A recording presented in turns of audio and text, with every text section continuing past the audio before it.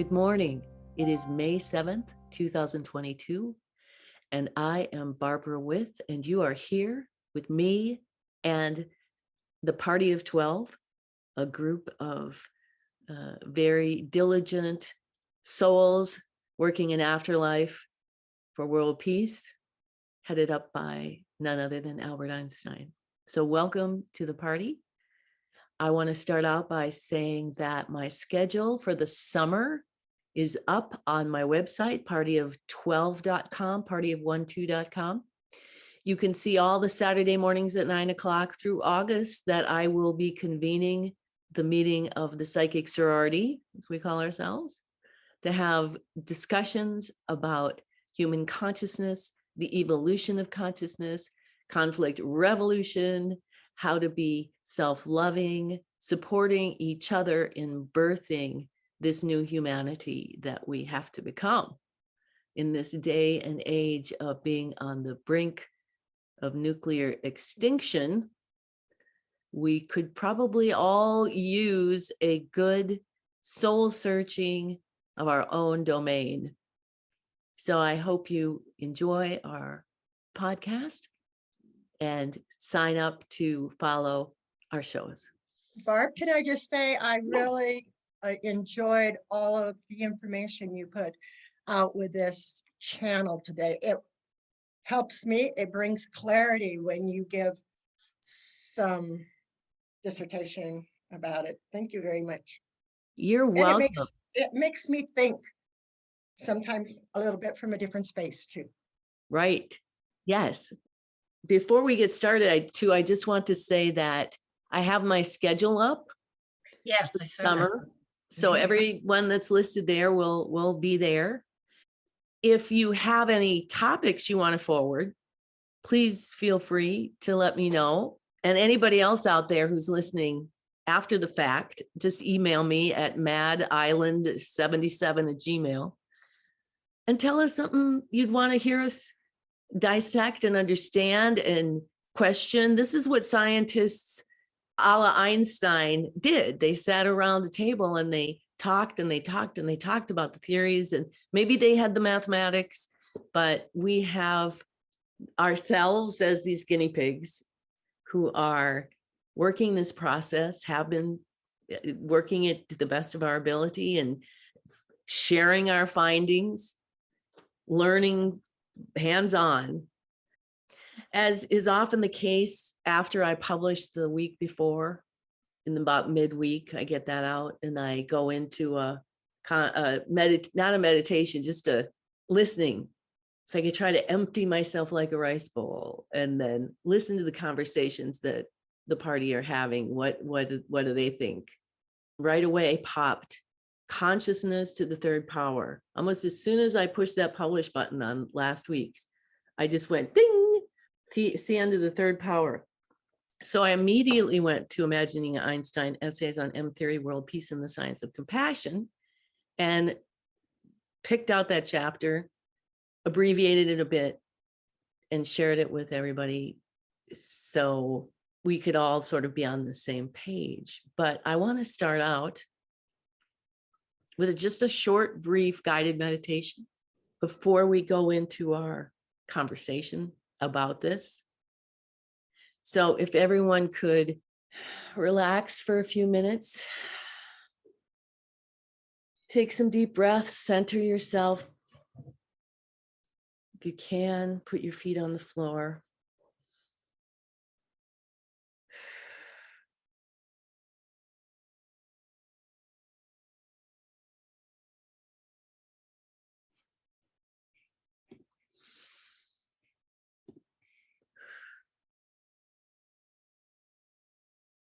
Consciousness to the third power is about aligning to compassion.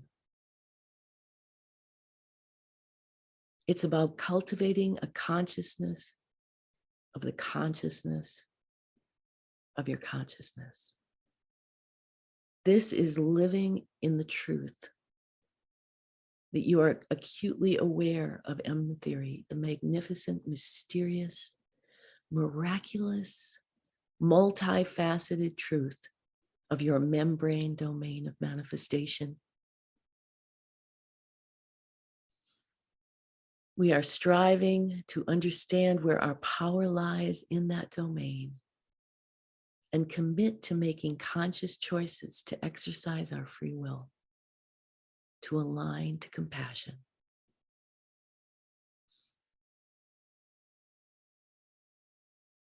Clear away the stories of the intellect and focus on the space between the molecules.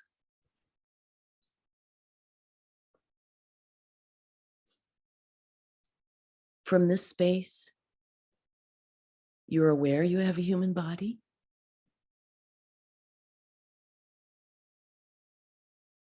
You're aware you're located in your current condition and position. You're aware that you're in a particular town and it's a particular year.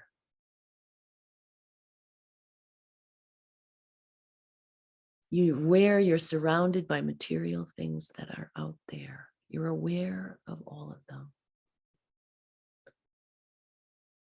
With your eyes closed and your focus inward, feel that different relationship to those physical things. Feel that they are now in your imagination.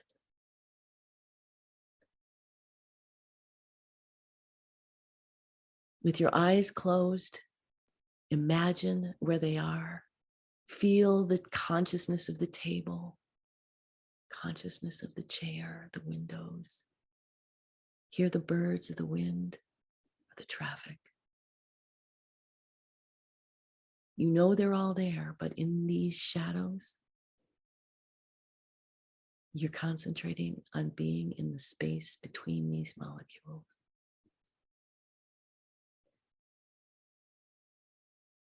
And from this place between the molecules,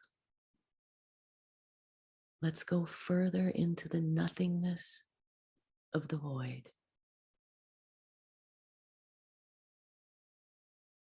A place where no light exists, and yet there's so much light, it hurts the eyes, even closed.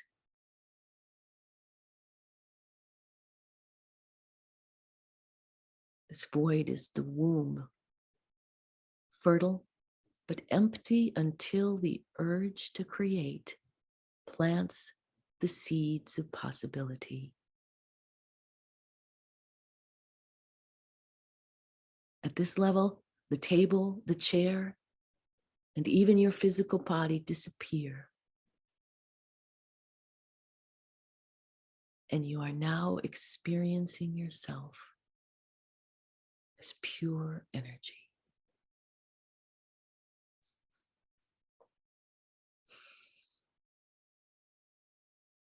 So the first consciousness is your awareness of the physical world.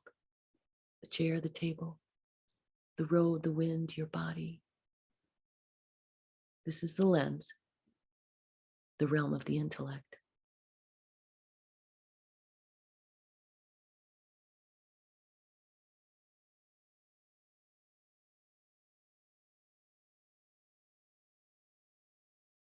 The second consciousness is your focus on the space between the molecules.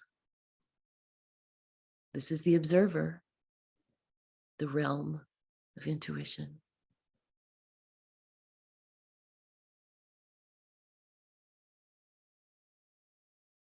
The third consciousness is this void, filled with pure compassion.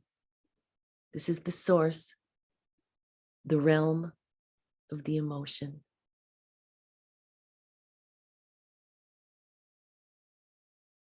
To align oneself with compassion from this depth affects the physical manifestation of matter around you.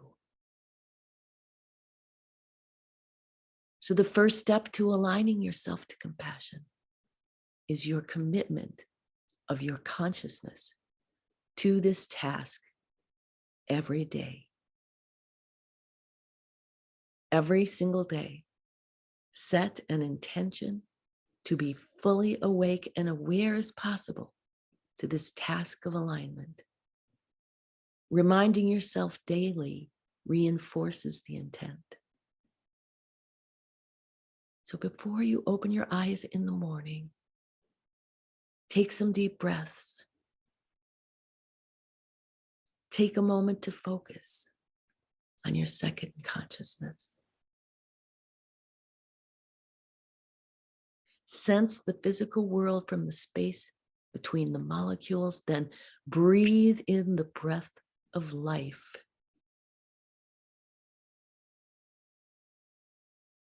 Breathe in gratitude. Thank you for another day of miraculous life. In this state of inward focus, now plant the seeds of compassion. What do you want to create today for the good of the whole? Intend those seeds into your imagination. With this focus, you bring simple unity of self that allows you to influence the creation of your world throughout the day. You do not have to wait for someone else to come along and lead you. You have now become the change you wish to see in the world. By changing yourself so profoundly to become the peacemaker, you are now a leader who inspires others to change.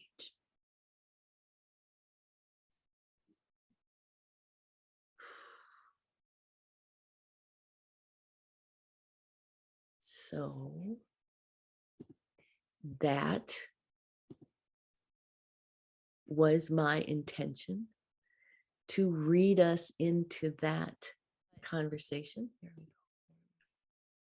The question becomes when we're out of alignment, for me. And I know we're not supposed to be looking for those things, but those things happen on a regular basis.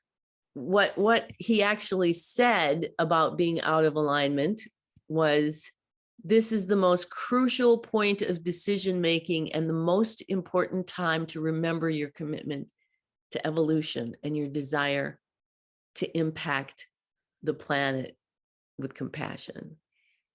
So this commitment that we're making to being birthing these new humanity, being a part of this movement consciously with effort and awareness, where in those moments when we fall out of alignment, if we have the power, wouldn't we use the power? It's all well and good when I'm feeling well, but when I'm crazy and the thoughts are taking over, I'm always searching for a moment where I can make a different decision. I think that is the key, that you are searching because you recognize that you're out of alignment and you want to realign. I mean, that's more than the majority of people are even aware of. Would you agree? Yes. No. So knowing that you're out of alignment, and it's all too easy to be out of alignment, that, there's no point flogging ourselves for that. I mean, that's just like an ongoing given almost. You can cloister yourself so that you're not being bombarded by the external world as much as possible, but it's not totally doable. And you don't really want that either. We want to be able to align amidst the chaos. So it's a practice, it's a skill which we're developing.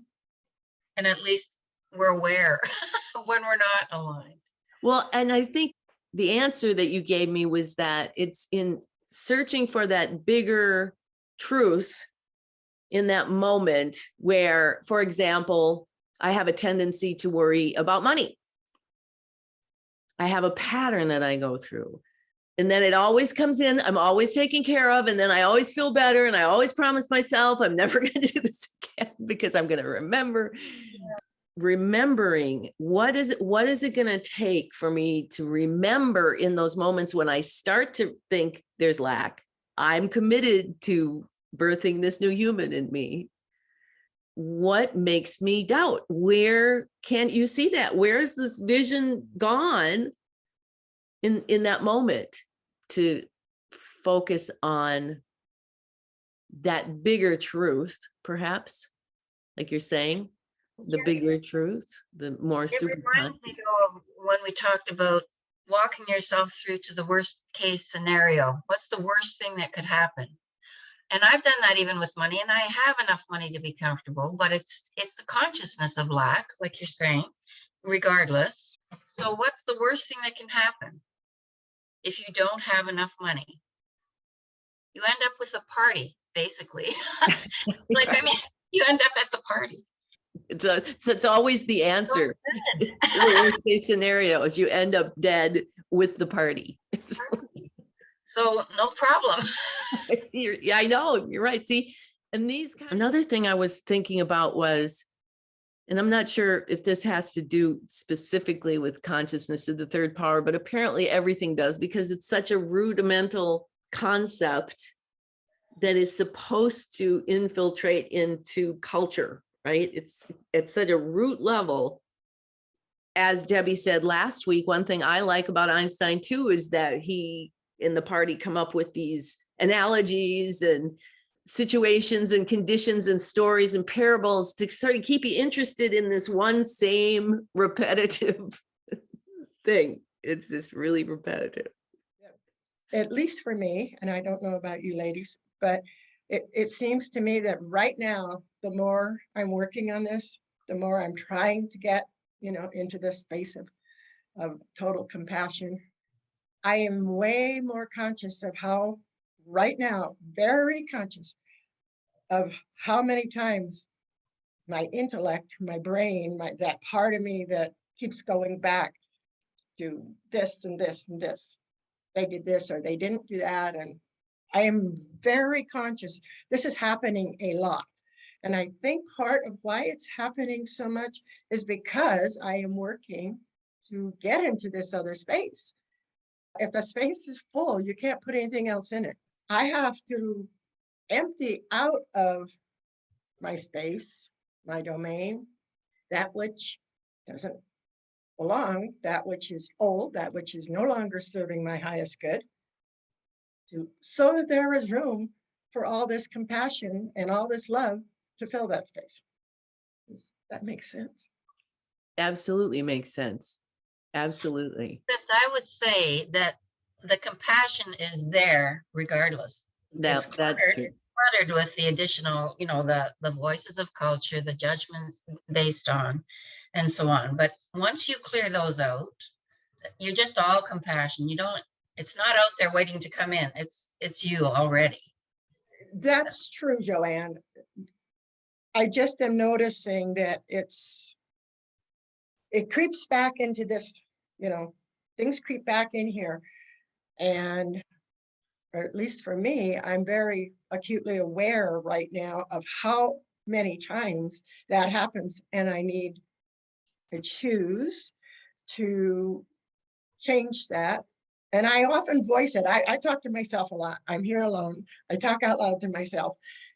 I actually voice it to myself. I think in that way, that's where I'm working the conflict, is that I voice it so that I can let it go and bring myself back. Yes, that makes perfect sense. It does. And can you let it go with thanks and gratitude? Well, that's yeah. That process of coming to a place of neutrality, allowing what is, and then you can move on. Otherwise, you're stuck in recycling that, eh? And everything's purposeful and meaningful, I believe. I believe that. As hard as it may be, or as many times as you have to face it, everything has its meaning and its purpose. And so the more you can make friends with it in a way, or allow what is and thank these experiences, feelings, patterns, and release them. Again, not easy. Simple, but not easy. But well, and in going back to consciousness to the third power, when they're talking about aligning ourselves to compassion, I find it interesting that they started with the first because it's being conscious of the consciousness of your consciousness. So the first one is the lens of this, us being conscious here, and then being able to turn away and turn inward to have a next level of consciousness, and then to go all the way down to the source of the purest compassion. At this level, everything disappears, including your body, and all you're this pure energy of compassion and potential in that description of it, because we're so used to it coming from the source and moving up and going through the earth and creating the lens and on through the back down through the North Pole, making that big spinning string. So what you're talking about, Lynda, of hearing those voices is specifically in the intellect. Like you said, Joanne, compassion's always there. It's the source of creation. It's the energy of creation. But Einstein has always said that the place that all of this gets fixed is the intellect, because that's where that free will is. And that's where the power of being able to override the intuition is. In the structure of intellect, there's 3 layers of intellectual energy that we have. The subatomic that's working, making everything work. The conscious levels, like you're talking about, Lynda, and we all hear in our heads, we talk to ourselves, we hear the things. And then the superconscious, which apparently we can hear more of lately, but that's what lacks sometimes from the conscious. Oh my gosh, I'm not going to have enough money, and when the superconscious knows full well the truth of compassion is when you're fiercely dedicated to compassion, you're just taken care of, because that's what compassion does. It creates for the good of the whole. And we're trying to make these new humans who are reprogramming themselves to make different decisions. And seeing all these voices, like you said, in our heads is what allows us to dismantle them, to own them, so that we can take care of them. Because if we don't ever own them, then we don't have domain over them. I wanted to read consciousness. Consciousness is the state or condition of being conscious. Conscious is having an awareness of one's own existence, sensations, and thoughts, and of one's environment, capable of complex response to environment, not asleep, awake. So the second meaning of consciousness is the essence or totality of attitudes, opinions, and sensitivities held or thought to be held by an individual or group. Critical awareness of one's own identity and situation. So this week, it felt to me like the ground rules for conflict resolution. Consciousness to the third power sort of felt like the ground rules, where they say, you are in charge of your own domain, you're in charge of your domain, and then C1 and 2. So you have a consciousness of your consciousness of your consciousness.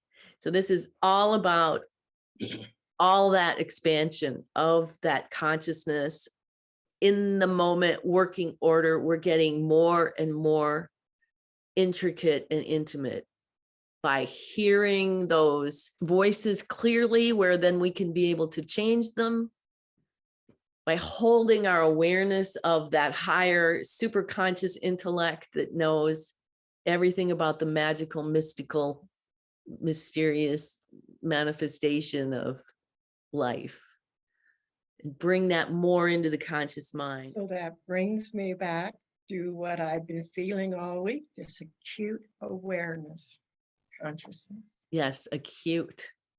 'Cause that is what I've been feeling a lot this week, of this acute awareness, and then looking at it and saying, okay, I've done this. That mirror is there. Yes, Yeah. absolutely. And acute, I just wanted to look up because I feel that way too. Having a sharp point or tip, not blunt, keenly perceptive or discerning, shrewd, penetrating, reacting readily to impressions, sensitive, of great importance or consequence, crucial, along with the regular acuteness, just of watching myself even in a more acute way. I've been pushed to know that this work is crucial, that this disarmament work that we're doing is crucial. It comes back for me to like that drop of rain that hits the ocean. For most of us, we think it's just kind of lost. It becomes, but it's that ripple effect from that time that that drop of rain hits the body of water. But that energy from that one little single raindrop is moving through the whole of the collective. Sometimes we don't see it, as you say, Barb. We get kind of lost in trying to know it's there, but I know it's there. I know energetically that that single drop of rain has sent a full ripple effect out through that body of water. And I think that that's the same way as consciousness works. Yes, exactly. Very nice. And over time too, right? Like it's over time, more and more impact. Yeah. And we might not see it in those people right around us, but I know that I am seeing it when I stop and kind of analyze what's going on. I know that each time that I stay in that space, it is adding to the whole.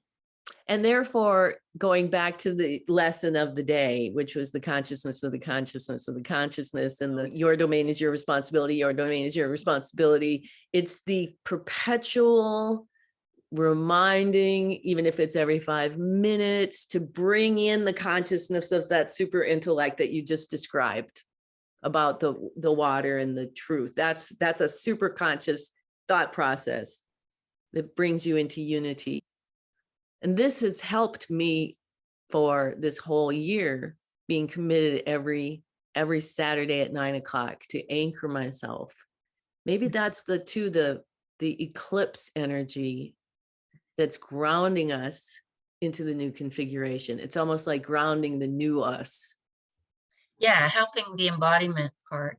Yeah. It's one thing to be aware of it, but to actually embody it. Yeah. And that word discernment that I think came up when you were reading about acute, that's one of the key 6 signals, one of the 6 signals that are talked about in the coming age of miracles. That's the true signal coming through to us to be discerning. The distortion of it is going into judgment.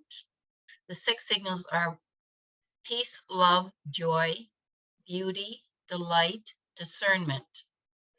And they have all been distorted by the voices of culture, by the eons of distortion. We haven't heard these signals clearly, and they've been distorted. Beauty plays out as appearance. Instead of understanding the essence of beauty, we go by appearance of beauty. Peace is satisfaction, and joy is pleasure.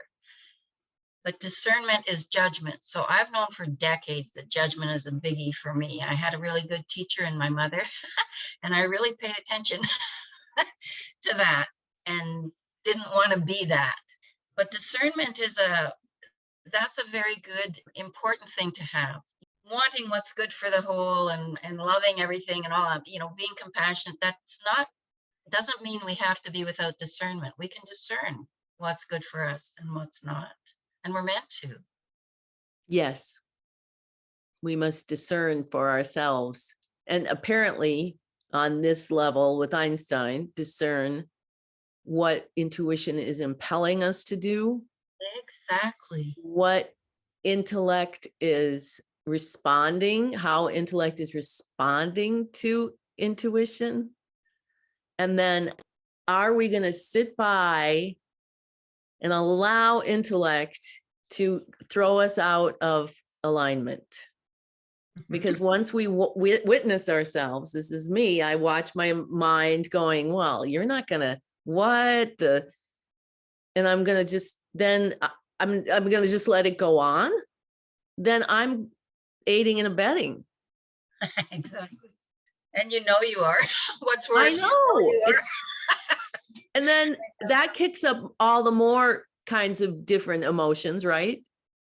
Shame and self-loathing. It's so curious at this level of acuteness to it. Lynda, do you feel like you have more control over it in this level? I mean, I don't necessarily feel like I have so much more control, but I do kind of. Like I'm Yeah, you do. Yes. I'm not getting sucked in. I think when I become consciously aware very quickly that I've gone into this other, that I'm in this other space, and I make a conscious decision to move out of that space and back in to this space. I've been doing a lot of this since back in the 80s, you know, as far as the searching. I've had all this stuff collected over all these years. And every once in a while now, as I'm trying to go through, I'm, I guess, urged to re-listen to something or reread it. And what I've been, so that takes me longer. The purging takes longer. But a lot of the, and I wish I knew where I could give this rather than having to put it in the trash. This was all part of my growth. And I moved through to a different level, which is where we're all at now.